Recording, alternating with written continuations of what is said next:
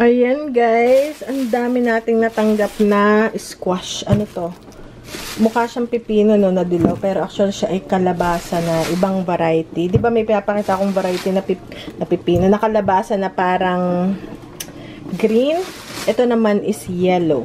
So binigay ito sa akin last week, ngayon gugulayin ko na. Ginisa lang sa sibuyas, tapos merong parmesan cheese sa ibabaw. Kasi ito pa yung kagabi naman, nagkita ulit kami. Hindi ko pa nga ubos eh. Ayan pa, meron pa guys, 4 na binigay. So, ito munang luma. So, yan guys, diba ang ganda? Ayan, ang ganda ng ating kalabasa. Ito pa. So, yun, mag-ano ko ng chicken. Parang barbecue chicken, pero i-grill ko dito na sa loob ng bahay. Meron tayong griller. And then, ito, tsaka patatas. Pinakakanin nila is mashed potato. Tsaka ito. Okay guys, so tabi ko muna to. So bagay, yun munang mga ano muna, teka. Ilan ba? Nating isasahog. Siguro itong alam ko. Siguro yung maliliit muna. Ayan na. Yan na lang muna. Ito. Yung muna yung ating igigisa. Masarap niyan din yung may sutang. Para siyang upo. Ayun, upo pero dilaw. Saka maliliit. Parang ganun yung lasa niya. Okay guys, so yun yung ating lulutuin. So ngayon, ang ginagawa ko, parang tatanggalan muna natin ditong dulo.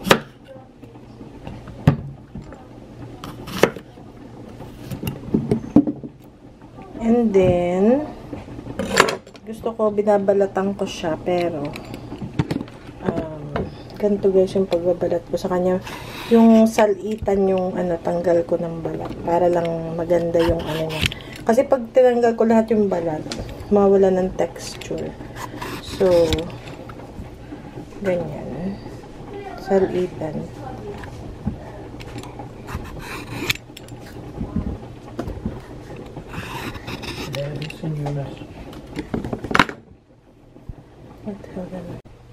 Alright, so, pati natin.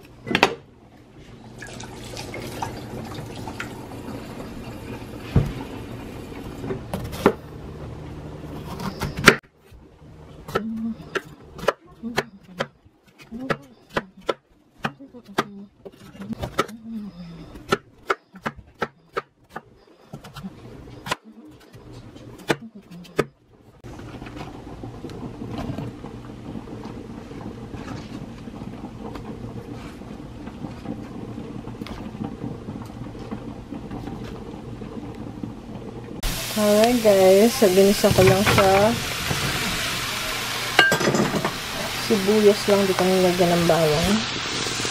And then, salt, pepper. Isa-sweat lang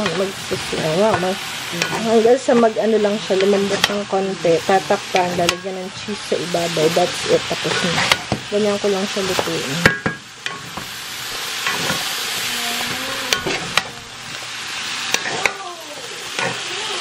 Okay guys.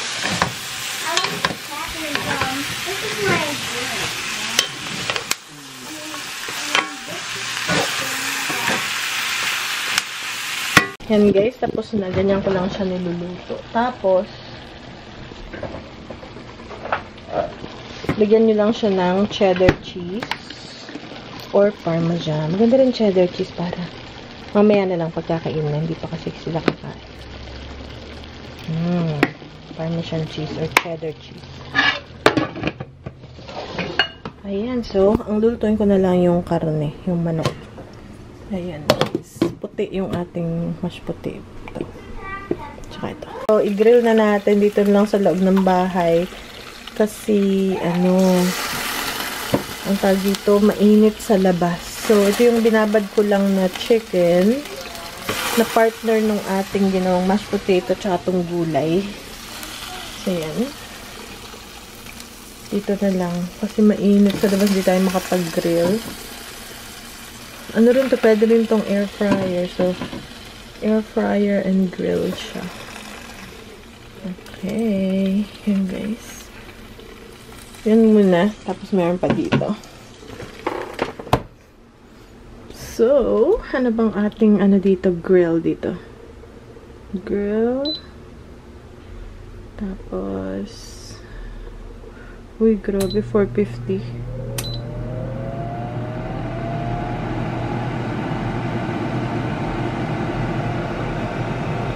Okay. Ayan, guys. Yan na, guys, yung first batch. Ito pa yung pangalawa. Ay! Ayan pa yung pangalawa.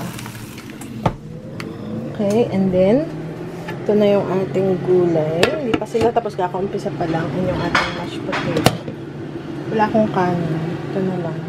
Alright, guys. Bisitahin muna natin ang ating magubat na garden. Ala, grabe ang aking sunflower garden. Ayun, guys. Wow, ang dami. Tingnan nyo, guys, sunflower natin. Ang ganda. Tapos ito yung ternate. Nag-harvest kanina si kuya. Yeah, meron ako nakikita mga buto-buto, guys. Magbubuto-buto na yan. Hi, guys.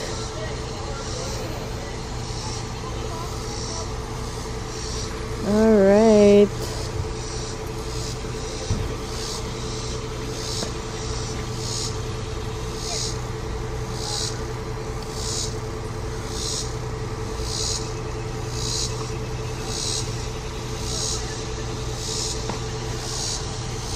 Ayan, ang daming bulaklak. Pag tumikom na yan, hindi na yan bubuka. Ay, hindi pala, bubuka pa yan. So, pang na yan, pang buto. Pag ipon ng buto. Ngayon, magdidilig ako kasi meron akong pagbibigyan ng ampalaya, guys. Kaso mo, ang problema is, mga tuyot na yung ating ampalaya. Mga tuyot na. So, hindi ko mabigyan yung bibigyan natin ng ampalaya. Ayan. So, yung mga bungang maganda yung nabibigay natin. Kasi yung last na harvest ko maliliit eh. Pero yan, may mga bunga pa. So, bago matapos ang season, mabigyan natin yung ating kaibigang napapaibig sa ampalaya. Okay. Ayan, meron pa naman. So, tamang-tama. Hindi kasi nangangain nito si na father, guys, kasi mapait. Ay, wala pa pala dito. Kala ko meron ditong bunga. Kasi yung hinarvest ko, hindi na siya nagbulaklak. Ay, wale.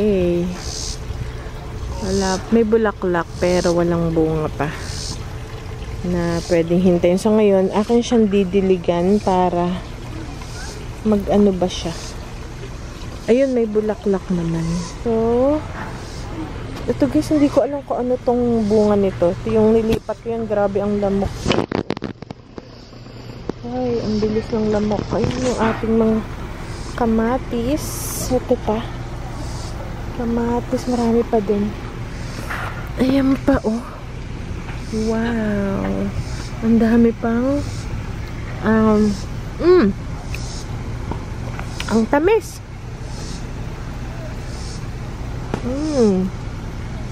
Ang tamis.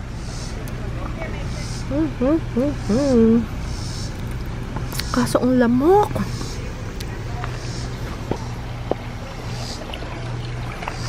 Grabe, hindi ko naasikaso guys ang ating garden. So, ang gagawin ko,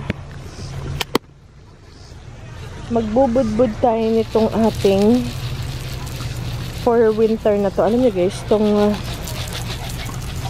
cilantro seeds. Maano to, nagbubunga to sa bubunga yan sa winter. Ayan pa ang ating ampalaya. Oh. Grabe ang lamok. Di ko kinakahit naman nakapantalo na ako. Yun namang pinapapak naman yung paa ko. Okay guys. Maya na ako magdilig.